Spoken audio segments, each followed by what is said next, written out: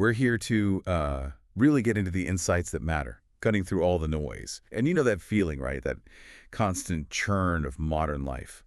Juggling work, relationships, just trying to stay afloat. A lot of us are pushing hard, striving for success. But there's still that sense of overwhelm, maybe even like full-on burnout creeping in. And we usually point fingers at the obvious things, don't we? Too much work, not enough sleep, maybe a boss who's just too demanding. Yeah, we do. But what if those assumptions, those go-to explanations, what if they're not just a little bit off? What if they're, well, maybe fundamentally looking in the wrong direction?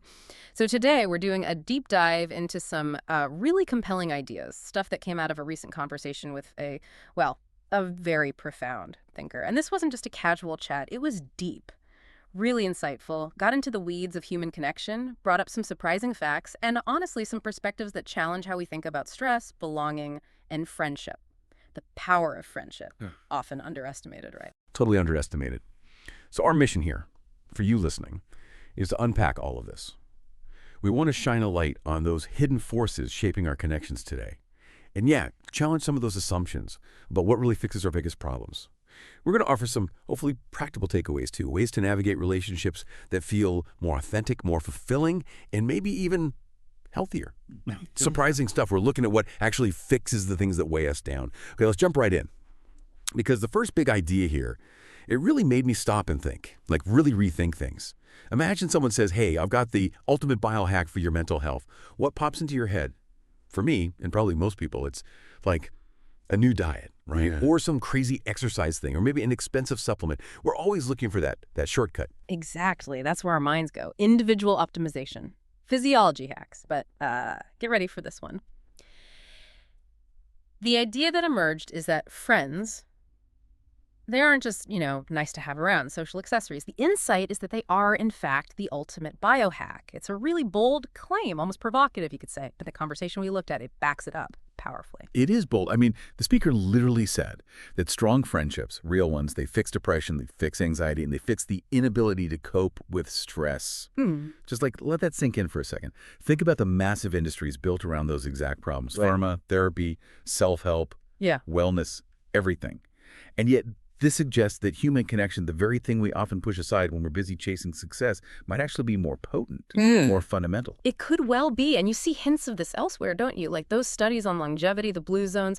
It's never just about the kale smoothie, is it? It's always about strong social ties, daily interaction, community, having dinner together. That constant support network seems just as vital as, avoiding processed foods. Yeah, that constant engagement. It's not just what you eat, but who you eat with. Precisely. And it's wired into us, biologically, strong social bonds. They trigger a whole cascade of good stuff in our brains. Oxytocin, the love hormone. Hugging a friend, sharing a laugh, feeling understood, boom, oxytocin flows. And that lowers stress hormones like cortisol, makes you feel calm, secure. Okay, so it's actual chemistry. Totally. And serotonin, too, the feel-good one. Positive social stuff, feeling like you belong, feeling proud with someone. That boosts serotonin. Directly lifts mood, fights off those depressive, anxious feelings. Even dopamine, the reward chemical, gets involved when we do stuff with friends that feels good, makes us want to do it again. So when the speaker says friends fix these things, it's not just like a nice metaphor, it's biochemistry. Our bodies literally need connection, maybe more than we realize in our sort of isolated modern lives. Thinking about those chemical reactions just from connecting. And what's really disturbing, and the speaker was so blunt about this, is this trend we see everywhere. Yeah. Treating friends like they're disposable. Think about romance or marriage. If things get rocky, what do? You don't just check it out the window, right? Right. No, you go to counseling. You invest time, money, huge amounts of emotional energy. You work on it because you see the value. You prioritize it. Exactly. But where are the friendship counselors? Is friendship therapy even a thing? Exactly. It's not, really. And the fact that it isn't says a lot, doesn't it? About how we value these bonds. It's like we have this unspoken rule that friendships should just happen effortlessly, magically. No work required, unlike, marriage or raising kids. And that just sets us up for disappointment, makes it easier to let them fade. Oh, we've all done it. Yeah. I know I have. You have plans with a friend, maybe for ages. Then a last-minute work thing comes up or something that feels shinier. And what do you think? Oh, they'll understand. I'll just cancel. We can reschedule. We just assume they'll be okay with it. Take them for granted. That assumption of endless understanding. It's a subtle deprioritization. And the speaker shared this incredibly honest story, actually, about himself. Even though he's a professional listener, coaches top leaders, gets paid to build connection, his own closest friends called him out, said he was a terrible listener with them. Wow. That takes guts to admit. It really does. And it shows that gap, right? Between knowing the skills, maybe using them at work, and actually applying them in your personal life, where it arguably matters even more. The irony is huge. You need good friends to have a good marriage, a good career. They're your sounding board, your reality check. But then when the friendship itself hits a rough patch, what do? Often we just let it crumble. Which feeds that whole disposable idea again. It's a dangerous cycle. It really is a wake-up call. Makes you think, where am I really putting my energy? Yeah. And speaking of connection, there was this really lovely, memorable idea that came up, a metaphor really, the Disney rule for hugging. You know how the characters at Disney, when they hug a kid, they don't let go until the kid lets go first. It's surprisingly powerful, isn't it? Such a simple image. And it applies so well to friendships, to all our connections, really. It's about truly holding space for someone, being fully present, no judgment, not jumping in to fix things, not mentally checking your watch. The speaker talked about being able to actually ask a friend who's struggling, hey, what do you need right now? You need me to just listen, hold space, or do you want ideas? Brainstorming. Yeah, just asking instead of assuming. Or worse, like that story about the couple timing their hugs. Oh, exactly. Timing hugs for, 16 or 37 seconds, because some study said that's when the oxytocin kicks in.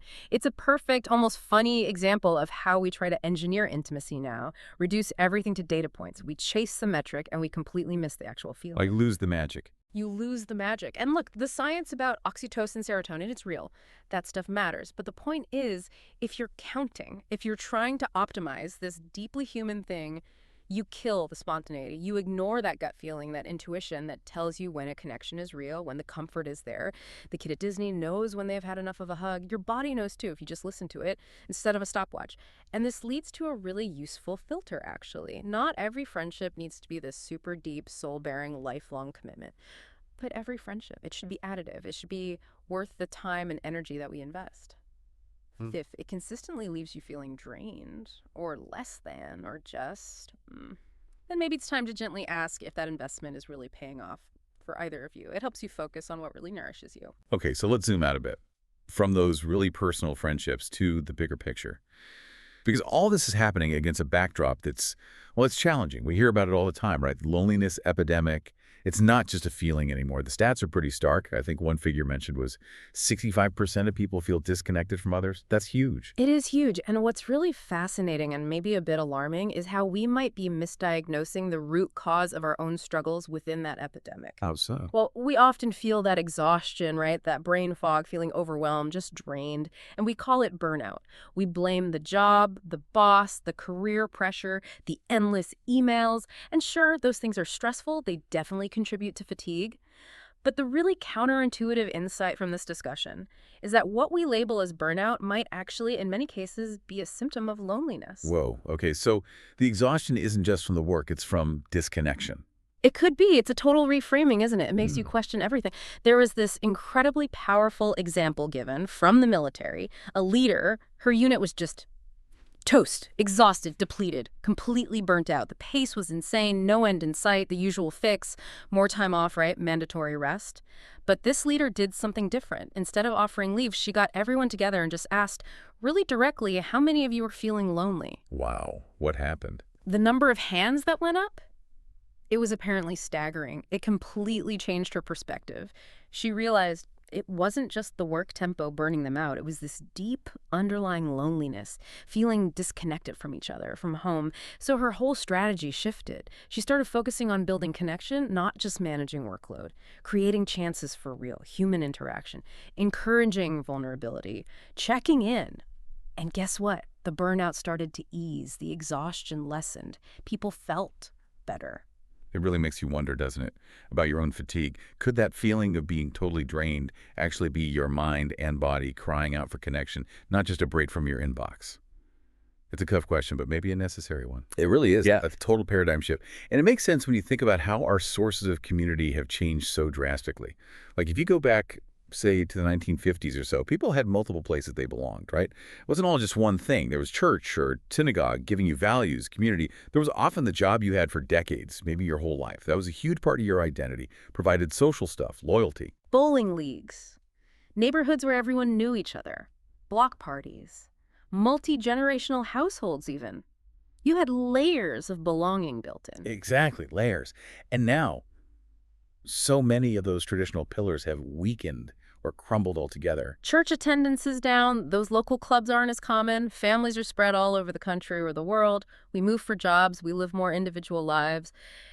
And the result is this immense, almost impossible pressure we now put on work. We expect our job to give us not just income, but our values, our purpose, our social life, our community, our sense of belonging, even our political alignment sometimes. It's supposed to be everything. Which is unsustainable. Most companies, let's be honest, they're ill-equipped for that. They're built for productivity, for profit, not for being our everything. Absolutely. But as the speaker pointed out, they're increasingly forced to try and offer some sense of belonging, some community. Because what else are people going to get it? It's the reality we're in. Puts huge pressure on organizations and often leads to disappointment for everyone involved, really. So in this kind of fractured landscape, where do we find that sense of identity, that belonging we clearly still crave? Well, fundamentally, we're still tribal animals, aren't we? Evolution wired us to seek safety in a group. Connection is survival. And usually, those ancestral groups weren't huge, maybe around 150 people, Dunbar's number, that kind of thing. Right. And we often look for that connection in the easiest places first.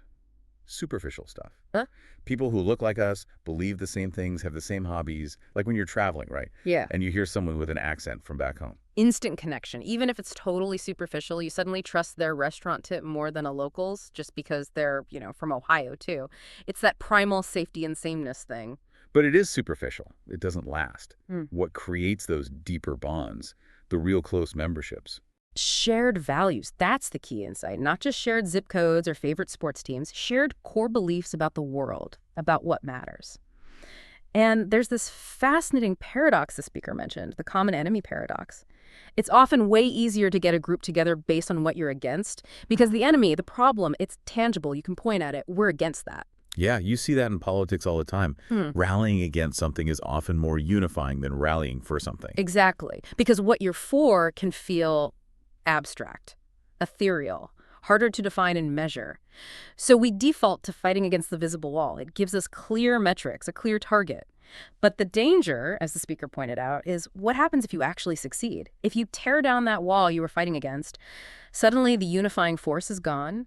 The group loses its purpose, its cohesion. It can just fall apart. So what's the alternative? A healthier, more sustainable path. It starts with knowing what I believe, what do I stand for, articulating those core values first. Then, once you have that clear sense of purpose, then you can identify what's standing in the way of those values. It shifts the focus from just reacting against something to proactively building towards something you believe in. It gives you direction, resilience, even when you hit obstacles, because you know your ultimate why. What's really striking when you look at human behavior across the board, different cultures, different jobs, different situations, is how similar our problems are. It's kind of amazing, actually. The speaker made this point so clearly. The problems we have at work are the same problems we have at home, or the same problem we have with our friends. It's all fundamentally human stuff. It sounds simple, but it's such a profound realization and kind of freeing in a way. It means the advice you might give a CEO about, say, building trust in their team. It's probably the exact same core advice someone needs in their marriage or with a difficult family member, just maybe phrased a bit differently, like that classic line, if you get a response that's above a 5, it's about something else. Right, that applies everywhere. Someone blows up over something tiny. It's almost never about the tiny thing. Exactly. Whether it's an employee reacting weirdly to feedback or your partner getting furious about the dishes, the intensity tells you there's something deeper going on. Unspoken fears, old hurts, whatever it is. The contexts change. The specific goals might differ, but the fundamental dynamics. Communication breakdowns, needing to repair trust, listening empathetically, handling conflict constructively. Those skills are universal. They apply across every single relationship we have. And the speaker saw this everywhere, right? Yeah. In his global travels. Absolutely. He mentioned working in 40 cities, every single industry, Silicon Valley, remote villages, everywhere. And yeah, there were local quirks. He mentioned Australians having more banter, Bostonians being more handsy when they talk, little cultural flavors. But underneath, the core human experience was identical. People laughed at the same things, cried at the same things, got excited about the same things, struggled with the same insecurities. It really drives home that these universal human patterns are just fundamental. His stories apparently resonated everywhere, didn't even need much translation. Which brings us to authenticity, right? Yeah.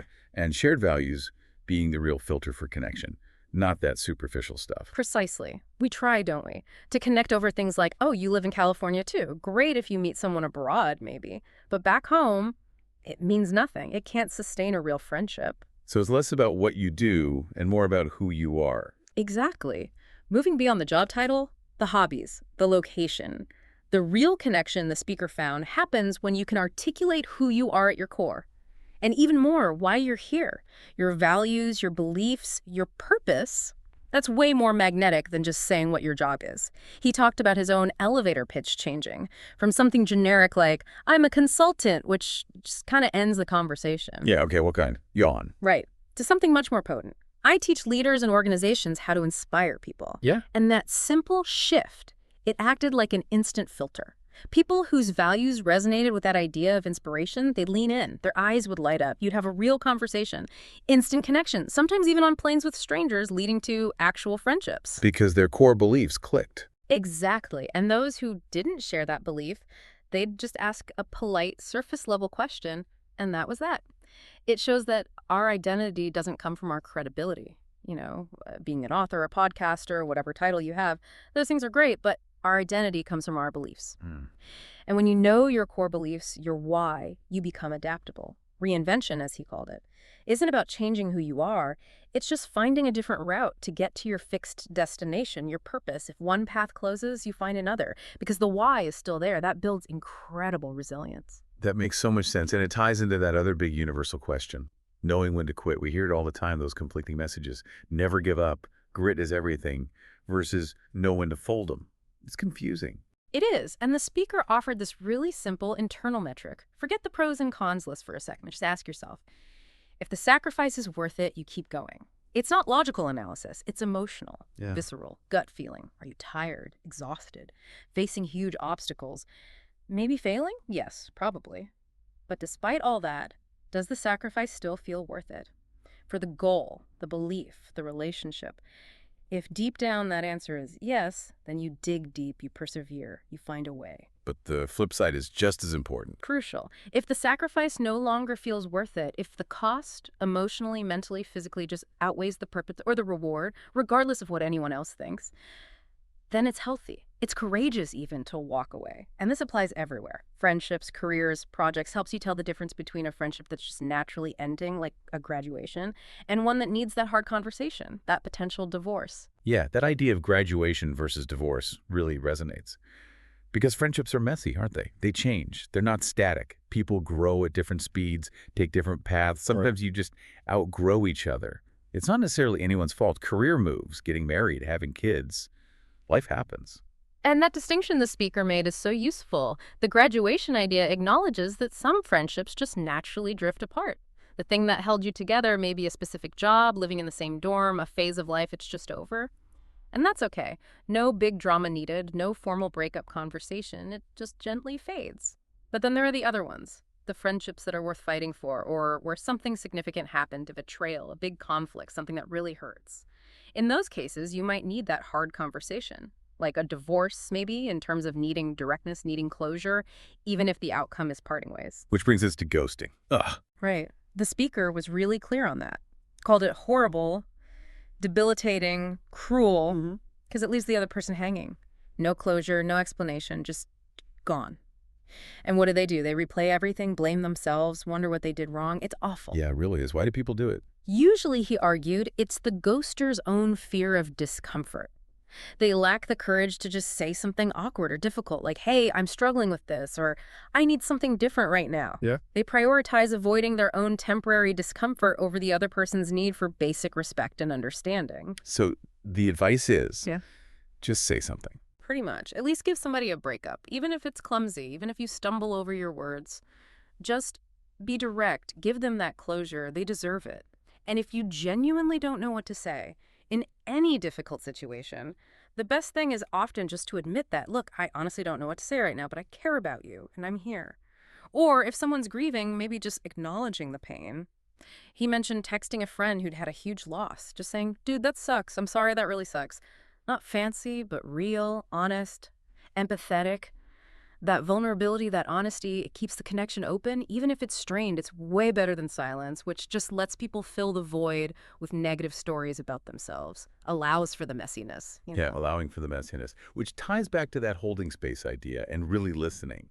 It's about figuring out what the other person actually needs, not just what we think they need. Exactly. And asking that simple, powerful question, what do you need right now? Do you just need me to listen? Or do you want ideas? Want me to help you problem solve? It gives them control. It respects their process instead of us jumping in with our amazing advice that maybe they don't even want. Like that story the speaker told about having to interrupt his own friend. Yeah. Even him, the expert listener, he had to gently stop a well-meaning friend who was trying to fix his problem when all he needed was an ear. He had to say, hey, I appreciate this. I know you mean well, but right now, can you please just listen? It just shows how messy interactions are. We're all full of anxieties and ego and pride and fear. We mess up daily, even with the best intentions, especially when we're hurting or stressed ourselves, which is why aiming for perfection in relationships, it's a total dead end. It prevents real connection. Absolutely. It's like those AI-written wedding speeches you hear about. Perfect grammar, perfect structure, zero heart. Give me the fumbling, nervous best man any day. Exactly. Or a ChatGPT apology. Technically correct, emotionally empty. We connect with the imperfections, the realness, the beautiful flaws. And interestingly, this applies just as much, maybe even more, to celebrating success, which can be surprisingly vulnerable. How so? Vulnerable to share good news. Yeah. The speaker made this incredible point. The number of friends you can call up to genuinely brag to share your unvarnished pride about something amazing you achieved, that circle is often even smaller than the one you call when you're in crisis. Wow. That's counterintuitive. Why? Because it requires a different kind of vulnerability. You have to trust that the other person can genuinely share your joy, celebrate with you, without their own stuff, insecurity, jealousy, envy getting in the way. And this is where serotonin comes back in. When you succeed, you get that serotonin rush, right? That feeling of pride, accomplishment. But here's the magic. If your friend can genuinely share that pride with you, truly feel happy for you, they also get a little serotonin boost. It becomes this shared positive feeling, this pro-social experience that actually deepens the bond. Okay, that's cool. The shared serotonin rush. But what about when envy does happen? Because it does. It does. For the friend feeling envious, the hard work is internal, recognizing, okay, this is my stuff, my insecurity, and not projecting it onto their successful friend, for the successful friend. It's about humility. Awareness. There was that lovely story about the speaker's friend who was earning way more early on.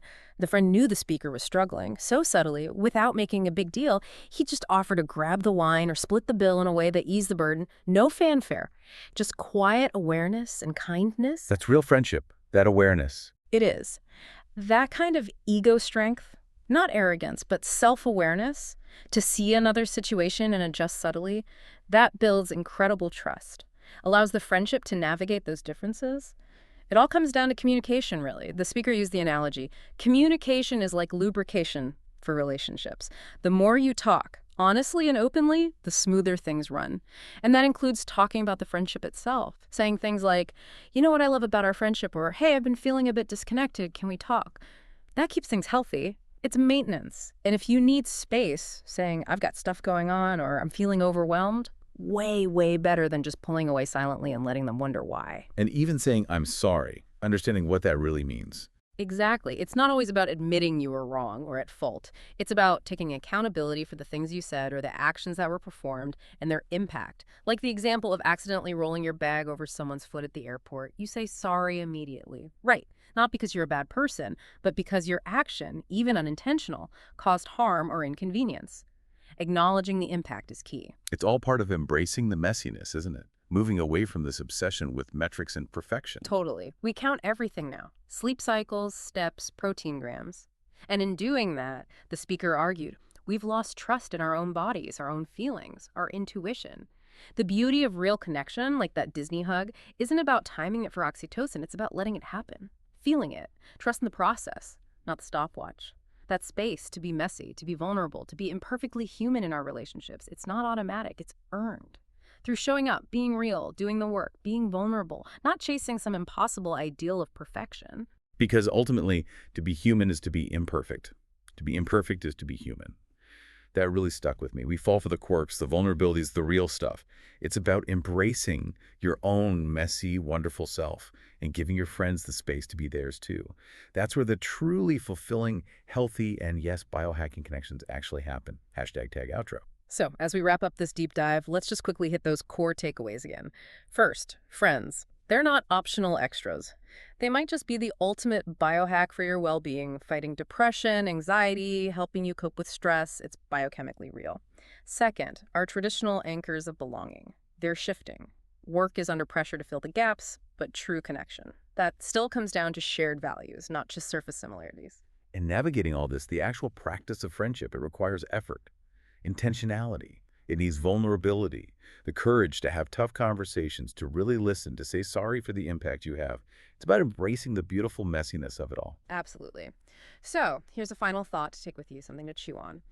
If this hard work of friendship, really investing, being vulnerable, holding space, if that truly is the ultimate biohack, if it can genuinely reduce your risk of things like heart disease, certain cancers, diabetes, thanks to all that oxytocin and serotonin, then where are you going to choose to put your willpower today? Is it only going towards the next diet, the next workout plan? Or will you consciously invest some of that precious energy into the people who truly fill you up? The ones who see you flaws and all and let you be your perfectly imperfect, authentic self? The choice and potentially profound benefits are yours.